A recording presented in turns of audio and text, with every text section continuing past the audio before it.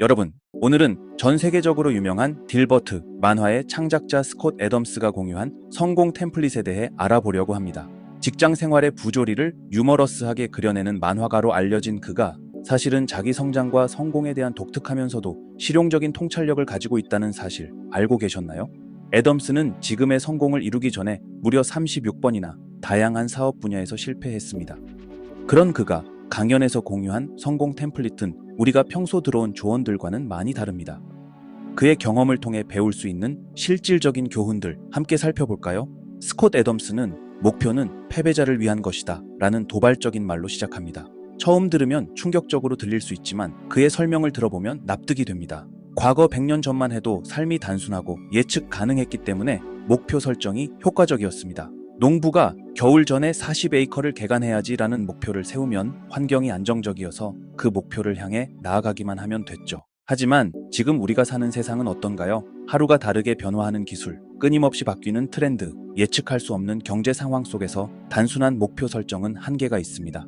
애덤스는 이런 상황에서 목표를 추구하는 것을 안개 낀 숲속에서 말을 타고 달리면서 움직이는 표적을 향해 화살 한 발을 쏘는 것에 비유합니다. 가끔 맞출 수도 있지만 확률이 높지 않죠. 또한 하나의 목표에만 집중하다 보면 주변에 있는 더 좋은 기회들을 놓칠 수 있습니다. 그렇다면 목표 대신 무엇에 집중해야 할까요? 애덤스는 시스템을 제안합니다. 시스템이란 특정 목표를 향하지 않으면서도 성공 확률을 높이기 위해 정기적으로 수행하는 활동입니다. 중요한 것은 프로젝트가 실패하더라도 여러분의 개인적 가치와 역량은 계속 성장하도록 하는 것입니다.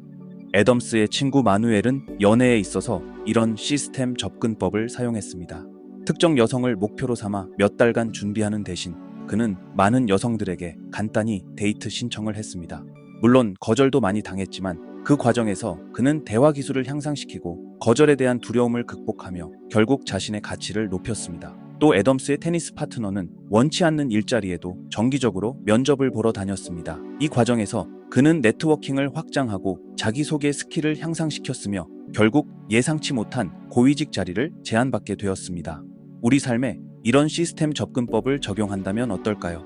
블로그 포스팅 100개를 목표로 하기보다 매일 조금씩 글쓰기 습관을 들이는 것, 특정 몸무게를 목표로 하기보다 건강한 식습관과 운동 루틴을 만드는 것, 이런 시스템은 당장의 결과보다 장기적인 역량 향상에 초점을 맞춥니다. 성공한 사람들의 인터뷰를 들어보면 항상 열정을 가져라 라는 조언이 나옵니다. 하지만 애덤스는 이런 열정이 과대평가되었다고 말합니다. 그는 오디션 프로그램을 생각해보라고 합니다. 우승자들은 분명 열정이 있지만 초반에 탈락한 수많은 참가자들도 똑같이 열정적이었습니다.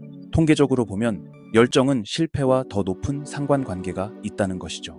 대신 애덤스가 제안하는 것은 개인 에너지에 집중하는 것입니다. 육체적, 정신적으로 건강하고 활기찬 상태를 유지하는 것이 비이성적인 열정보다 더 중요합니다. 여러분의 에너지를 관리하기 위해 다이어트를 생각해 봅시다. 의지력에만 의존하면 금방 소진됩니다. 하지만 식품에 대한 깊은 지식을 쌓으면 의지력을 소모하지 않고도 더 건강한 선택을 할 수 있습니다. 파스타와 감자 중 어떤 것이 혈당 지수가 낮은지 알면 단순히 참아야지라는 의지력 소모 없이 더 나은 선택을 할 수 있습니다. 또한 매일 일정한 시간에 가벼운 운동을 하며 자신에게 과도한 부담을 주지 않으면 결국 그 활동이 습관이 되어 의지력이 필요 없게 됩니다. 애덤스는 매일 아침 11시가 되면 자연스럽게 몸이 운동을 원하게 된다고 말합니다.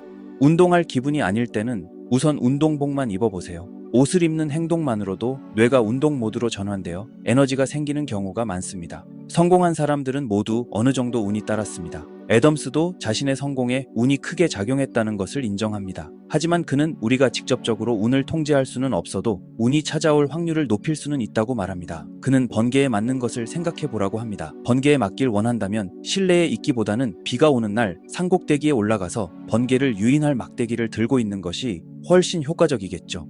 마찬가지로 운도 자신이 놓인 게임의 확률을 바꿈으로써 조작할 수 있습니다.